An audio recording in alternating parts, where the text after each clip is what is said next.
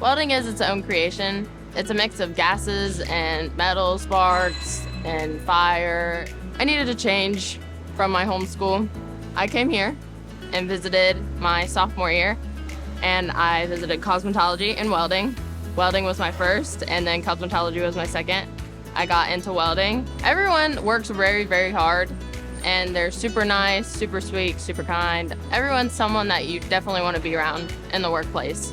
Nobody's really judgmental here, and that's really nice.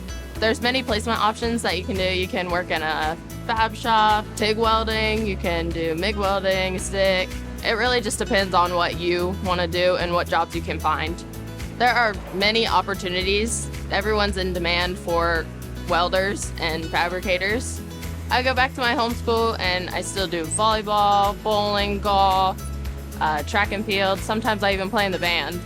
Every day I'm learning hands-on, and that's great for me because that's how I learn.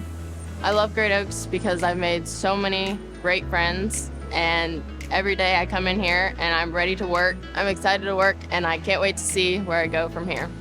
Pursue your passions. Play to your strengths. Discover your greatness.